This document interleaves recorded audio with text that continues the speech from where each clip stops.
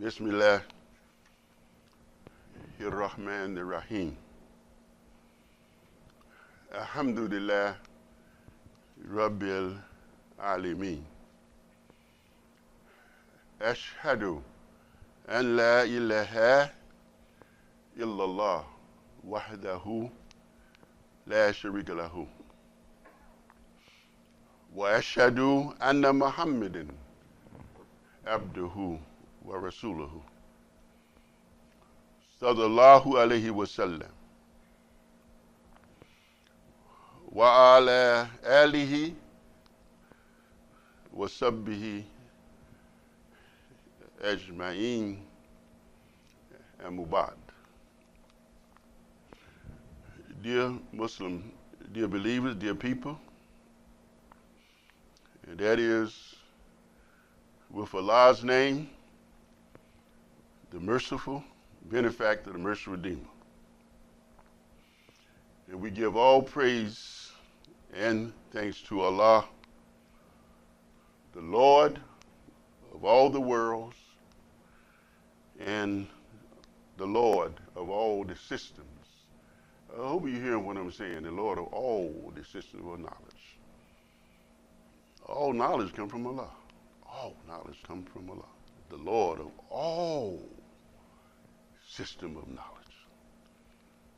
Biology, science, chemistry, physics, all the sciences, all come from Allah. That's powerful. Man didn't create none of this. So you see why we worship Allah. Everything comes from Him. We witness, that's a Muslim, a believer, we witness Allah, that God is one, He's singular, He's alone by Himself. No partner, no associate. Isn't that beautiful? That's how the purity, that's the purity of faith. No partner, no associate with Him in the rule of the universe, the whole creation, the management of the heavens and the earth, and all that we see and that we don't see, the microcosm and the macrocosm, the inanimate world and the animate world. Allah rules over that. Allahu Akbar. Allah rules over everything with no help, with no partner. So, Muslim, we witness that Allah, that God, that He's one. And Muslim believer witness that Muhammad, sallallahu alaihi wasallam, the one to whom the Quran was revealed over 14 centuries ago. We witness that Muhammad sallallahu alaihi wasallam is his honorable and his generous servant and messenger. And prayers and peace be upon the last prophet, and we salute him. Sallallahu alaihi wasallam. Salute him with that most excellent salutation. Most excellent salutation. And all that follows in that traditional salute to the last prophet, Ameen. Dear believers, dear Muslims, dear people, we ask Allah on this blessed day of Jumu'ah, we ask Him for His assistance. And we seek Him for forgiveness. We believe in Him. We put our complete trust in Him. And we witness that none is divine but him. None is divine. Believer, Muslim, are you hearing what I'm saying? None is divine but him. And none deserve to be worshipped except him alone. Except him alone. Alone. So this is how Muslims always begin, by giving recognition to Allah. The one who is responsible for everything good in our life. I hope you heard that. All the good in our life come from Allah, from Allah. And if they're evil in your life, that comes from your own soul. From your own soul. But the good in our life is from Allah. Allahu Akbar. And Allah is responsible for all the benefits. Them good benefits that you're receiving, don't you forget where they're coming from. Isn't that beautiful? And he's responsible for all the good benefit that we receive. So on Yom Jumu'ah, we say, oh Allah, forgive us of our faults. Forgive us, oh Allah, for our mistakes that we make.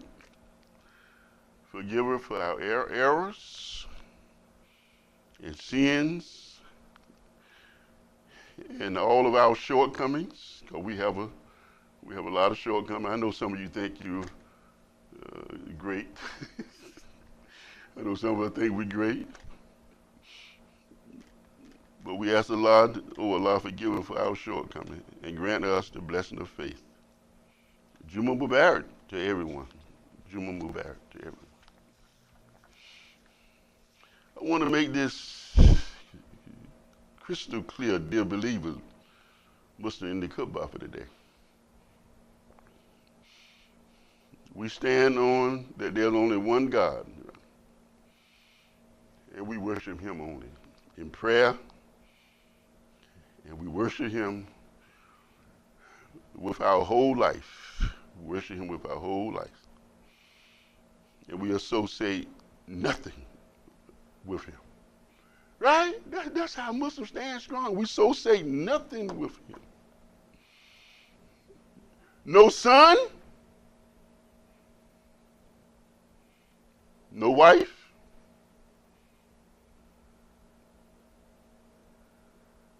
no person, nothing in creation do we associate with Allah as God.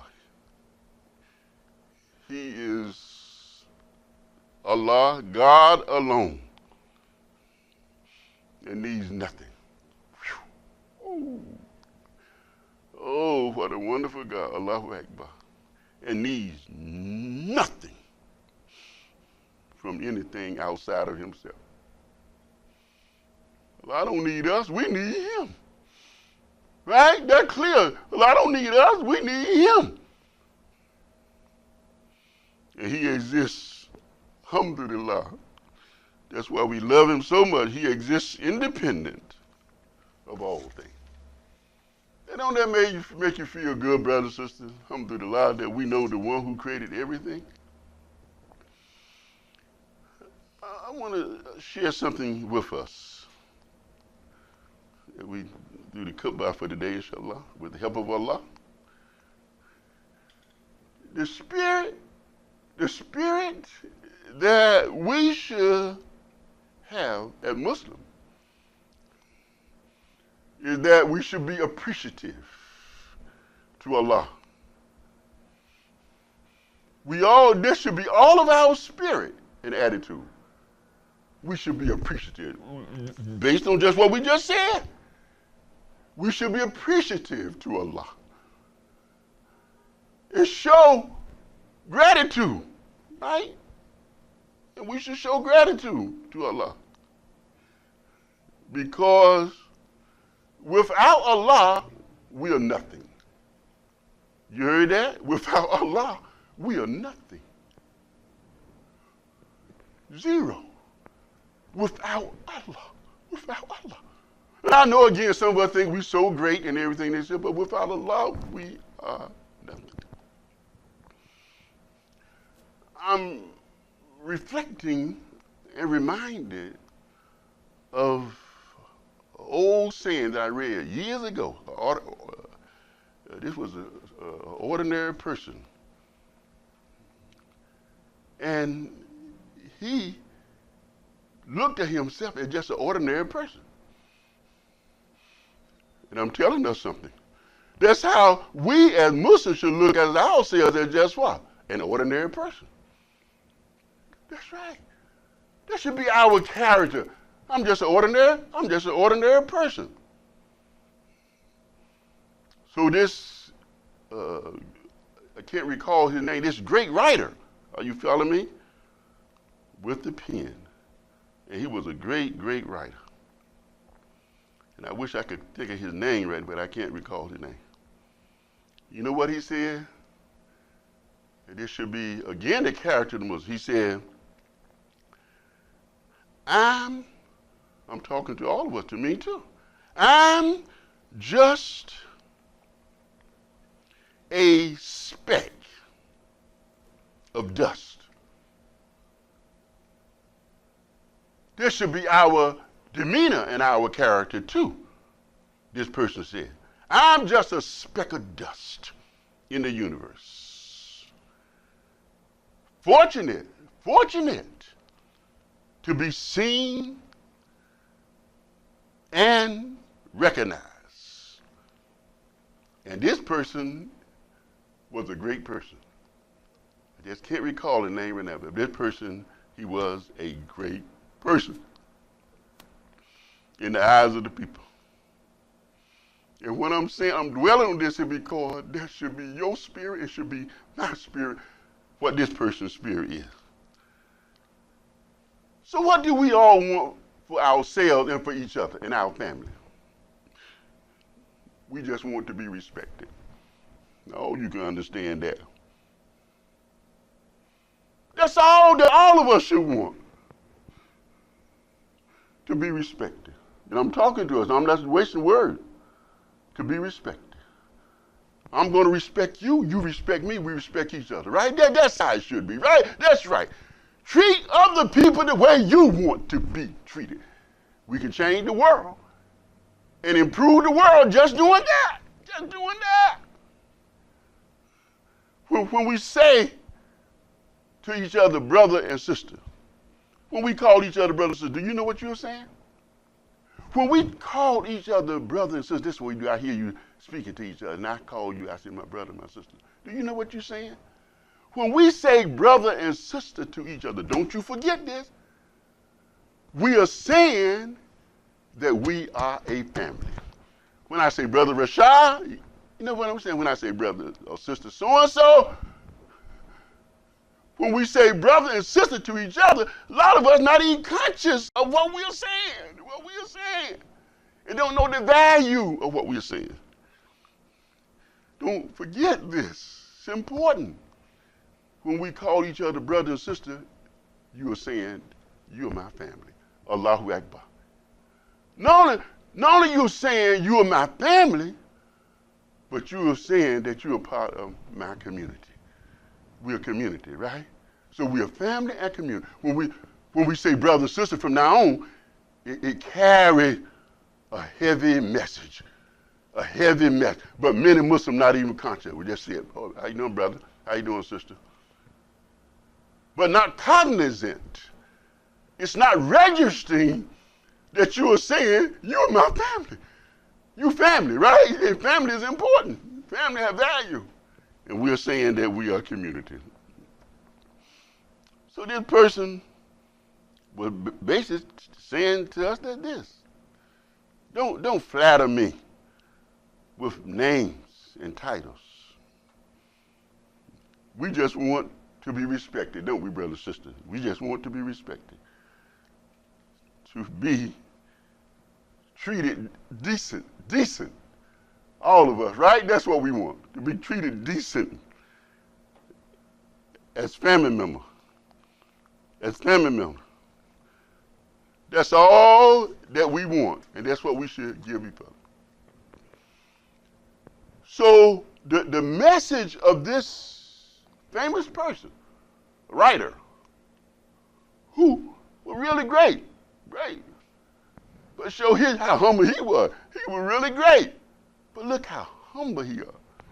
You know, no disrespect, and some of us, you know, just barely making it, struggling and everything, and we, you heard the word uppity. How many of you know what the word uppity means? Uppity. Some of us walk around all uppity, arrogant, and everything as though they better than everybody else. Everybody else is beneath me. Some of us are like that. Some of you are like that. Have those characteristics that in us. But this message that I'm giving us, hope is going to humble and bring us all down. So he said, be like that in your life. Be like that in your life. Because we are nothing. We are nothing. Allah had done all these great things. I don't care what you have done and achieved, brothers and sisters. The credit goes to Allah. Allah has done these great things. And don't you forget this. And I'm not going to forget this. And we have just been fortunate to be picked up by him for the work that we are doing. You hear that? We have just been fortunate. I don't care what your goal or your profession in life is. You have just been fortunate to be picked up by Allah, to do the work that you are doing. And we have been just favored by time and circumstance. You know what I'm saying this to us?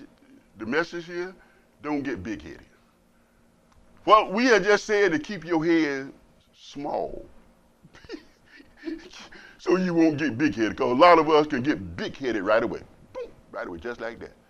What we just said will help us to not become big-headed and keep yourself humble, because all the praise and credit goes to Allah, and we have just been blessed to be picked up by him to do this great work. Allahu Akbar. In Islam, praise be to Allah. What is Islam? Islam is worship. You hear what I just said? Islam is worship. And we worship Allah with our whole life. So our religion is worship. It's worship. And we worship Allah with our whole life. Not just, we don't worship Allah just on Friday. Right? We don't worship Allah just on Friday. We worship Allah every day. Every day. Every hour. Alhamdulillah. Yeah, that's right. We worship Allah not just Friday for Jumu'ah, but every day. Every day, Muslim. Every hour. Every hour.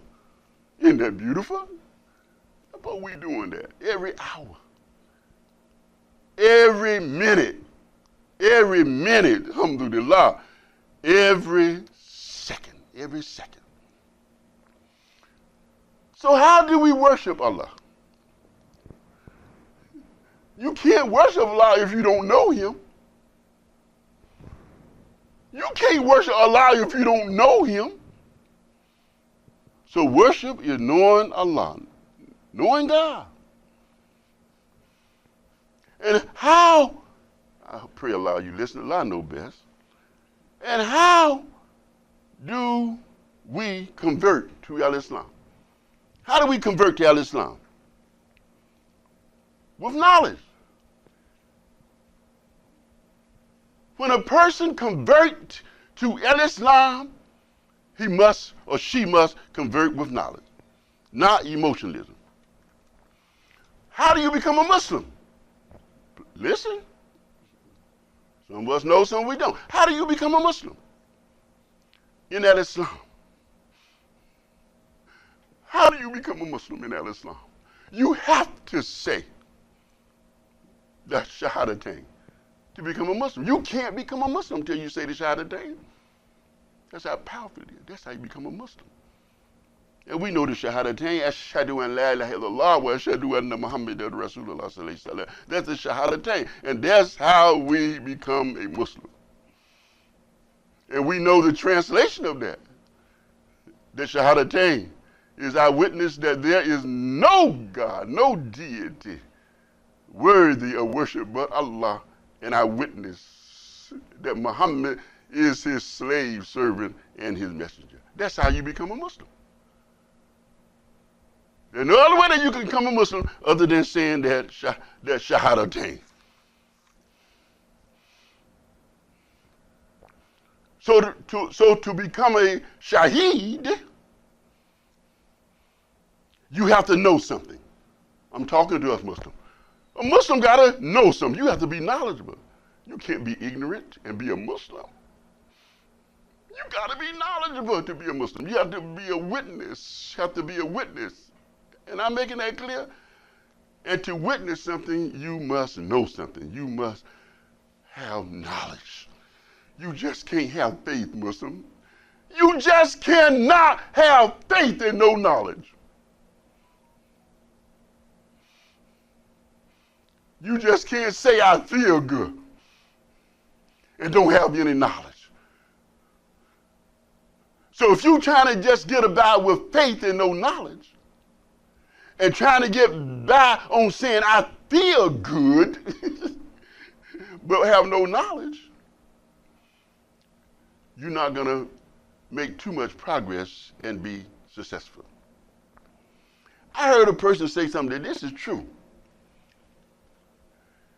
You can show you how important knowledge is, you can have a few witnesses and do wonderful things. And you can do wonders. With a few witnesses, you could do wonders. Powerful. And you can have a lot of people with good feeling and do nothing. Some of you call what I just said. You got witness, people with knowledge, a few, and do great things. But you can have 1,000 people with feeling and emotion and doing nothing. And doing nothing. Deep, ain't it? If you caught, some of you caught that. Hope you did. Real simple, hope you caught that.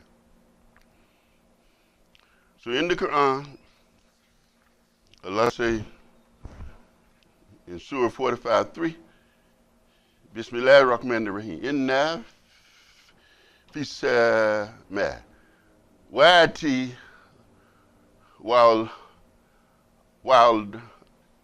ardi la ayatil lil mu'minu.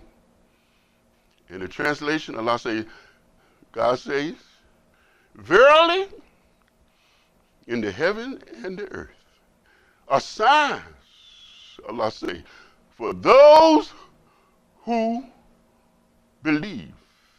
Verily, in the heaven and the earth are signs for those who believe. So Allah is saying, signs all around us. But most people not paying attention. He didn't say all not paying attention. He said most of them are not paying attention. Now which one are we? Not even paying attention to the sign. You know? Not even mindful, conscious of the sign. I ain't paying no attention to them. But then Allah, there's some who are. That's God's word. Allah's word in the Quran.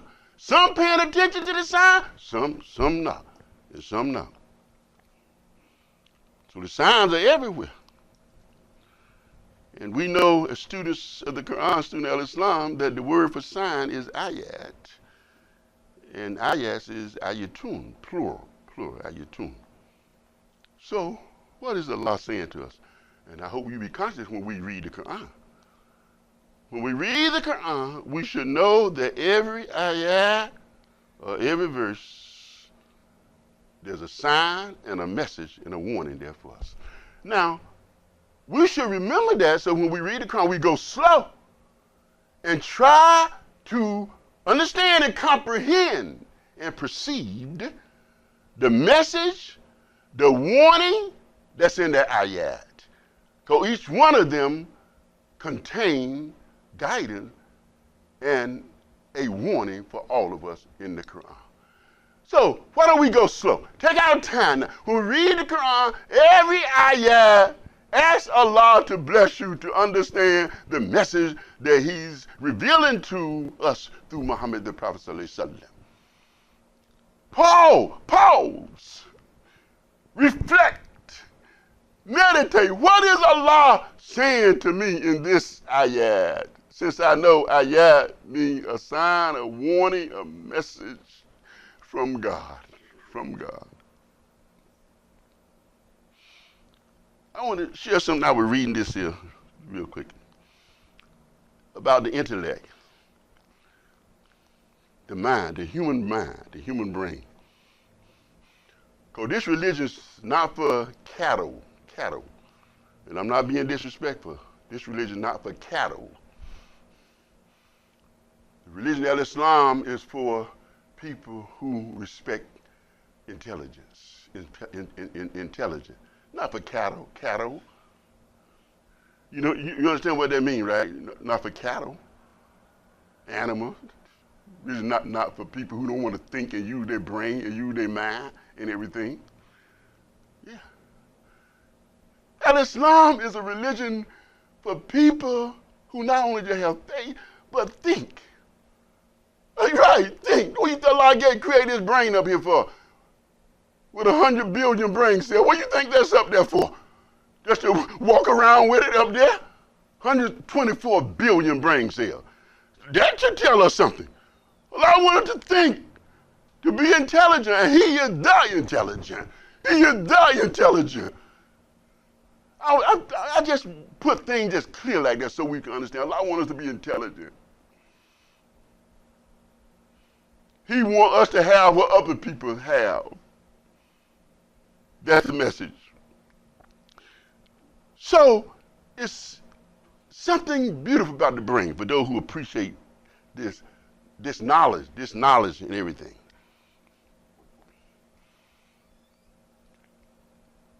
It was speaking about the intellect, the human mind, the brain. And we should know something about this mind, this human brain. And I was reading this, it say the intellect loves mystery, and it loves beauty, and it loves simplicity. The human mind, brain that Allah created, also loves challenges. Challenge. You learning something about your own mind. Your mind, your brain love challenging. It wants to be challenged and everything. You understand what I'm saying? It wants to figure out things. That's what the mind want to do. You want to figure out things, right? I'm going to figure this out. I'm going to figure it out. And sometimes the harder it is, the brain loves that. Because it's a challenge to the brain. You know what I mean? Thing that's complex. Perplex the brain, the mind. The Allah created loved it to challenge that. And that intellectual brothers and sisters say, I'm going to figure this out. You know, and that's how we are. If we're not lazy and just want to watch TV and listen to the radio all the time, that brain want to figure it out. I'm telling us something about this human mind, this human brain, intelligent that Allah created for us. The intellect get turned on how do I solve this mystery. That brain want to solve that mystery. It want to tackle things that's complex and complicated. That's the brain, the mind that Allah, God created. Now, if a child, your son or daughter, look up at the sky, they look at the sky, you know what they see? They see, the child see the sky as something simple and beauty. Children just look at it. You follow me? They look at it and say, oh, that's beautiful up there. They look up there. That's how children see it, perceive it. But when a thinking brother and sister, a deep thinker, brother and sister, when they look up there, their mind begin to say, oh, this is a wonderful mystery. A wonderful mystery. I want to try to understand those clouds that's up there. That's the difference between a child and a adult person who understands the value of the mind. In closing the first part of this book by Prophet Muhammad sallallahu alaihi wasallam, he was asked the question, how are you successful? I want all this listeners here. I learned something from this too. They asked him, how are you successful? Why are you so successful? And you know what Prophet Muhammad's answer was? That he kept things plain and simple. Can I say that again? Prophet Muhammad was successful because he kept things plain and simple. And I read when Prophet Muhammad was asked when Allah missioned him, see, how do you, Muhammad, want to go about the work that Allah had given you? He had a choice of going about his work by the mountain or by the plain. By the mountain or by the plain. And he chose to go about his work not by the mountain but by the plain. What did that mean? What message is that for? Prophet Muhammad, just like we were talking about that famous person earlier in the Kaaba, Prophet Muhammad wanted to be just an ordinary, simple, common person, human being. That's how Prophet Muhammad was. And that's how we should want to be. So when he was asked how to go about his work by the mountain or the plain, he could have chose the plain. I mean the mountain, excuse me. I want to correct that. Correct that. He could have chose the mountain, but he chose the plain. Deep wisdom in that, and I just told you. Because he just wanted to be seen as an ordinary, simple, common person, human being. A person who loved his wife. Isn't that beautiful, brothers and sisters? A person who loved his wife. A person who loved his children. To me, that's beautiful. That is so beautiful. Deep message. That's how he wanted to be. Love his wife, right, brother? Love your wife. Treat your wife with respect. That's right. Love your wife. You value your wife. Your children. Hug your children. Embrace your children. Love your son. Help develop your son. Help your daughter. These are quality and characteristics of Prophet Muhammad sallallahu alaihi wasallam and his relatives. Woo! That's what life is all about, right? The whole thing. Love your wife. Love your husband. Love your children. Love your son. Love your daughter. We can improve the world doing that, right, brothers? See, we can improve the world just doing that. Just doing that.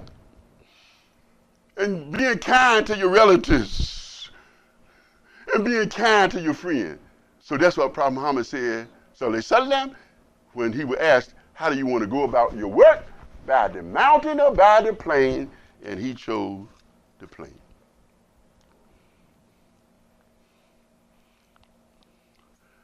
I want to pause right there. Hope we reflect on what Allah blessed us to say to us and go to the second part of the khutbah, trying to work on being more conscious of the time. So let us pause right there, make a dua. Rabbina atina fid dunya hasanatan wa fi akhirati hasanatan wa qina adhaban nar, and that is, our Lord, give us excellence life and give us excellence in the next life. Save us from the fires of sin and save us from the hellfire. Amen.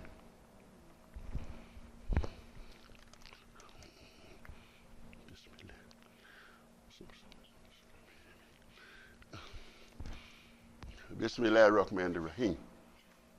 Wa salatu wa salam ala Rasulillahi Kareem. Sallallahu alaihi wasallam. Now,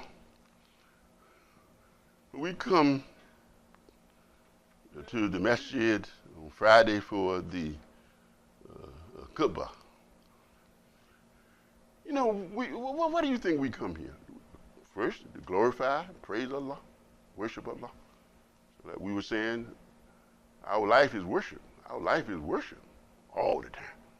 Not just on Friday, brothers and sisters. Sorry to disappoint you. Not just on Friday, but all the time. All the time. Every minute. Huh? Every minute. Every second. Every hour.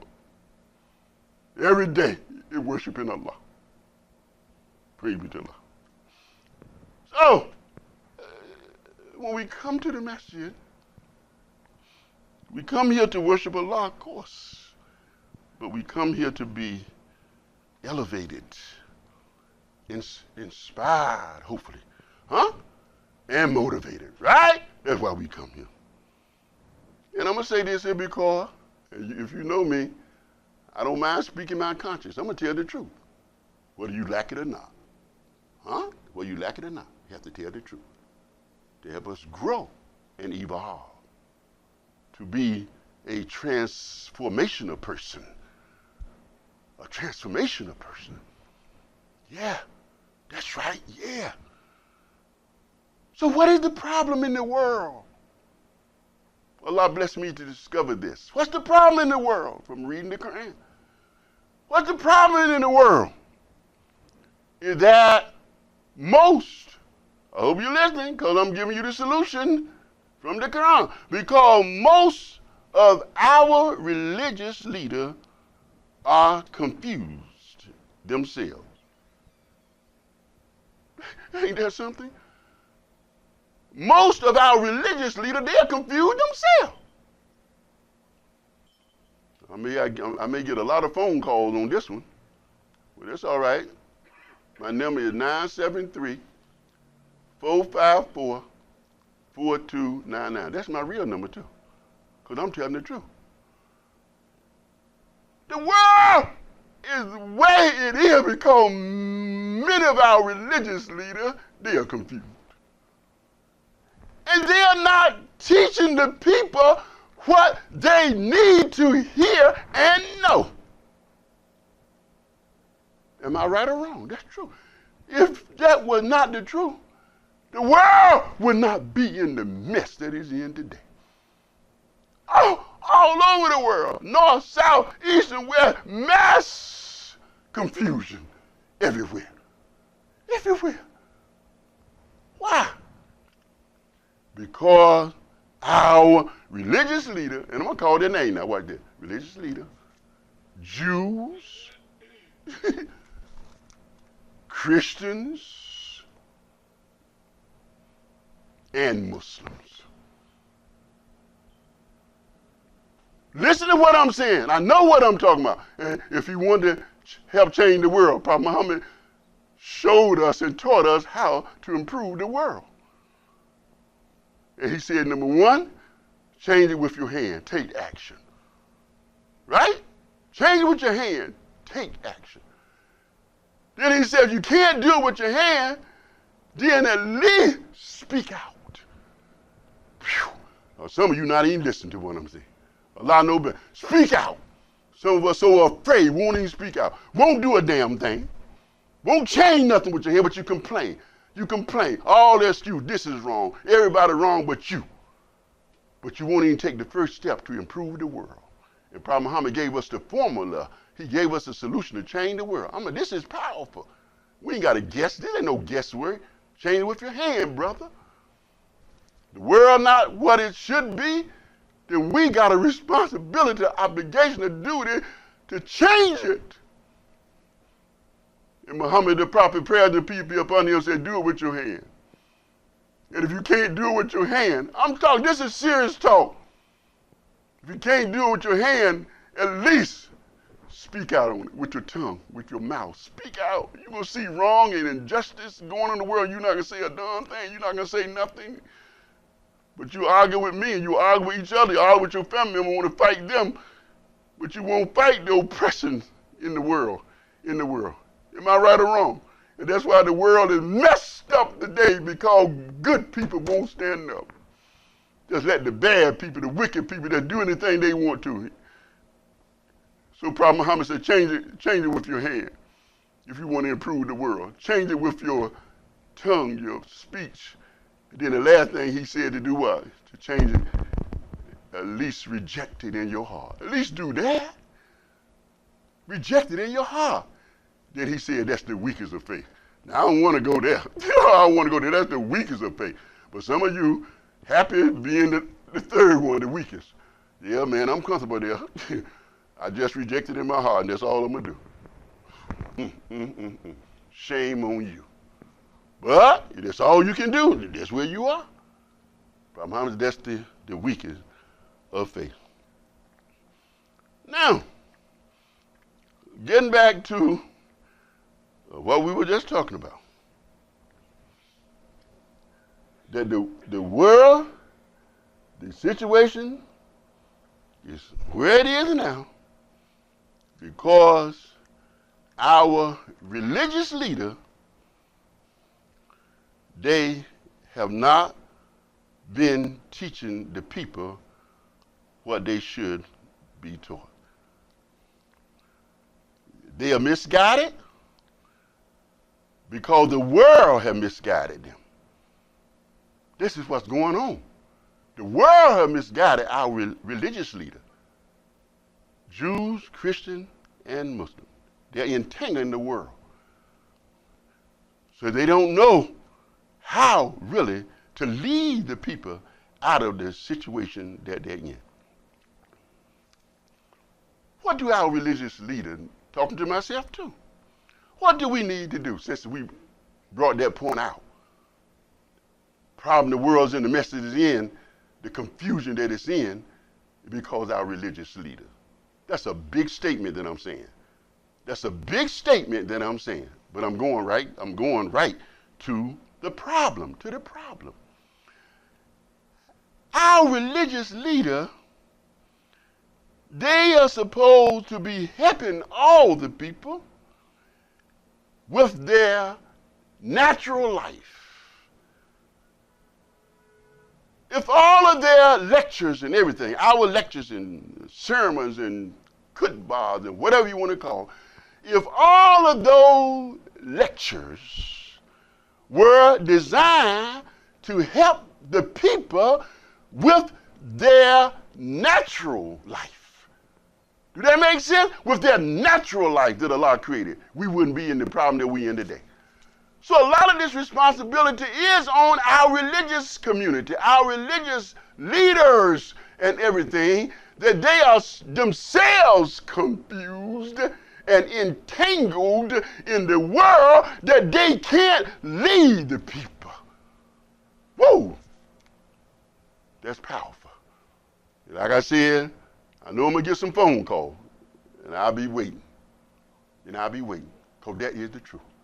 if all of us were doing our job, our people would be better established in their community, in their neighborhood, in the world. Am I right or wrong? In the world. So we do have to take ownership and responsibility for the condition that we see the world in. We can't just blame everybody else and come home right to the religious leaders. Woo! Yes. And to be right to my point, we're trying to finish up, right to my point. So when people go to the Jumu'ah and leave the Jumu'ah and you didn't get anything to improve your life, individually, your family, and your community, that's a shame. You come here and sit for 1 hour at the Jumu'ah, and you leave here with nothing to uplift your own life, to transform your own life, and your family life, and your community, your neighborhood that you live in. That's a shame. That's a shame. So that's what most of us are doing. Jews, not as much as bad as we are, though, because boy, they got about everything. But still, the message is not clear that we're supposed to be working in competition, working together to help each other. They got the knowledge and everything, but a lot of times they're not sharing it with their brothers and their sisters to uplift all of us. Some of you understand this, and clearly what I'm saying, and some of you struggling. You know, I ain't talking about you. Some are just struggling. What is he talking about?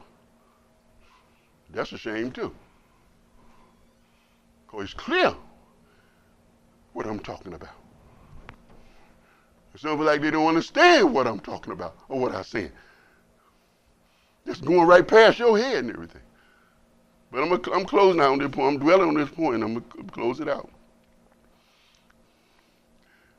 So, when we leave here as Muslims, when the Christians, they leave their church or wherever, their congregation, with the understanding how they can improve their life and their family and their community, their neighborhood, we can see a transformation almost overnight. That's where the problem is. All they going there and want good spirit, feel good with no sense. No disrespect, with no sense. Just emotion. Faith and feeling and no knowledge. That's the problem. I'm identifying what's the problem. That's why we can't advance. That's why we can't evolve. That's why we can't progress. Just gave you the solution if we would accept it. I heard Imam Abdul Muhammad, Rahimahullah, he said, so the religious leaders helped mess up the world. Shaitan did a good job at it. Satan did a good job at messing up the world, entangling the world, confusing everybody in the world. Yeah, Shaitan did a good job, didn't he, brothers and sisters? Excellent job. And here's some of us going right behind and following him, the Shaitan, because we are not doing our job to help human beings with their natural life. With their natural life. Do this make sense? With their natural life. So why don't we start doing that, working to help our family and our neighborhood and our community with their natural life. All this spooky, out of the world talk that we give that have no meaning or relevant to the needs of your family and your community. So in finishing this up, when we come to the masjid, and when we go down in sajda, watch when we go to do the prayer now. We're standing, all that means something. We're standing, And then we are going to go down in sajda. So when the people come to the masjid, they come to hear a khutbah, a lecture, or a sermon. But that khutbah, that lecture and sermon from our religious leader, it should, again, help each and every one of you with your natural life. And that's what I had tried to do today, to help you with your natural life. I didn't you come here, oh yeah, I felt good, brother. What do you learn? Oh, I don't know. Well, he feels good. Oh, the spirit is good. But what do you learn? What do you learn to improve your life? To improve your life. Am I making sense? To improve your life. And improve your family life. Improve your neighborhood that you live in, that your children have to live in. What have you learned to do to lift that up? Whoa, I know that makes sense. That should reach all of us. We should leave here with that spirit there in us. But understand the knowledge that's behind it. So, watch this. When you go down to sajda, you are reconciling yourself with Allah, with the earth. I'm just giving one part of the sajda. We say Allahu Akbar, and you fall down and go all the way down to sajda. Put your crown, your head on the earth. Yeah, they copy like the earth. The dirt, the grass, or whatever, down on earth. What you are saying, I'm reconciling myself with you, Allah. You are the one that done all these things. You created me and everything, Allah. So I said, Allahu Akbar, and I go all the way down. Now, knowing that, all the sciences that we said earlier, and we do two sajda. One, the spiritual sciences, the material sciences, all come from you, Allah. Allahu Akbar, bow right down on the ground. And Allah said, oh, he reconnected himself back to me. That's what's going on. He and she reconnected themselves back to me. And we hit the ground 2 times in sajda. Subhan Rabbi Allah. Subhan Rabbi Allah. Subhan Rabbi Allah. Glory to my Lord. The Most High.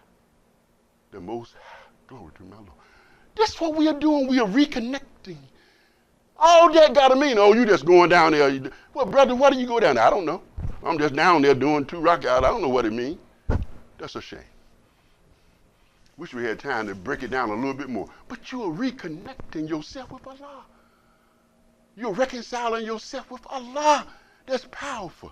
So, now that you know that, when you come up now from them 2 sujood, rak'ahs, prostration, prostration.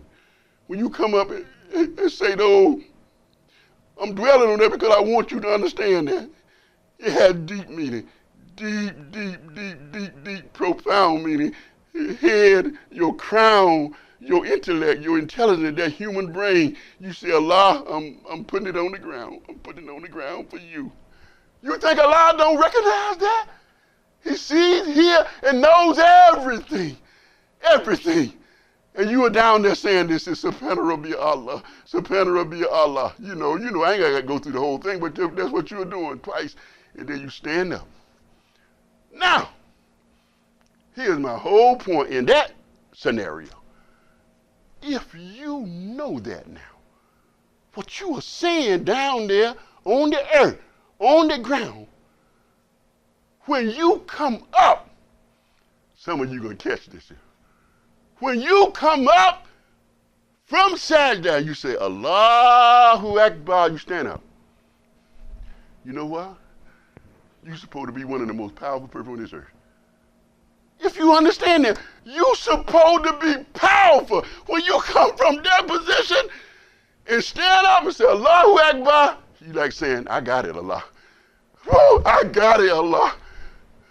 I know what to do with my life now, Allah. I'm going to get my share of this material life, this material world. That's what that's supposed to mean. But if you come up and damn it, and you the same same person.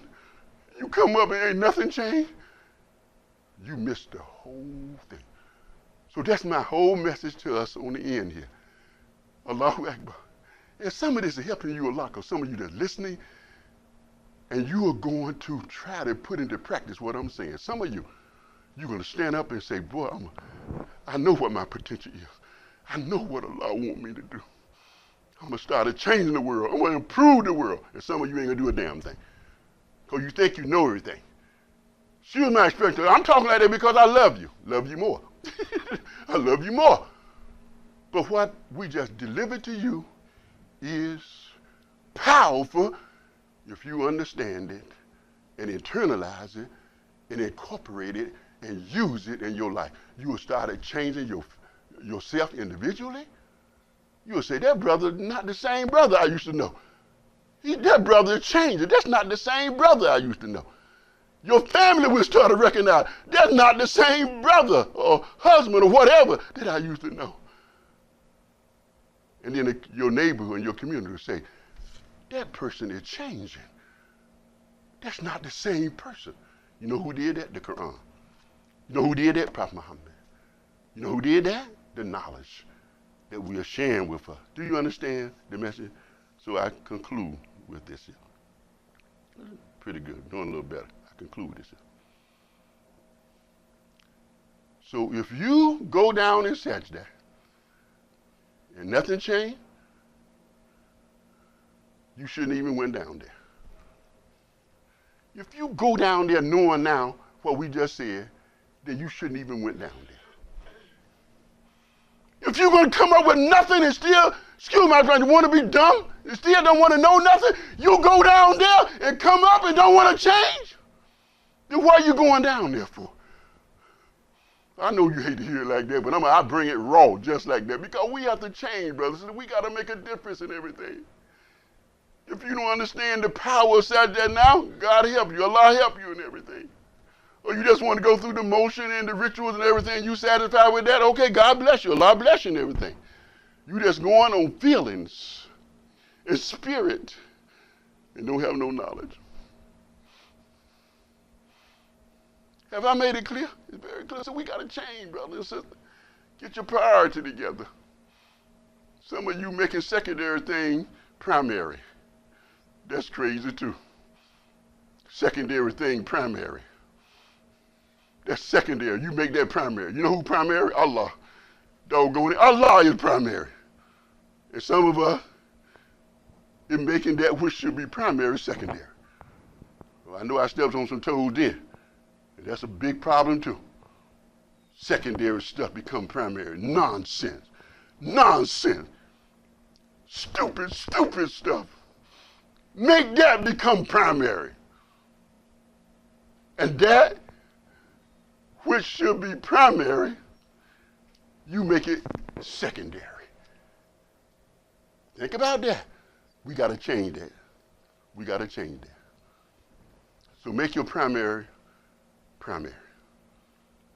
And keep your secondary secondary. Put things in priority. Right, brother, sister? Put things in priority, and Allah will bless us. Let us make a dua. Ask Allah to guide us always, protect us always, bless us always. Rabbina atina fid dunya hasanatan wa fi akhirati hasanatan wa qina adhaban nar. Our Lord, give us excellent in this life and give us excellent in the health. Save us from the fires of sin. Save us from the hellfire. Ameen.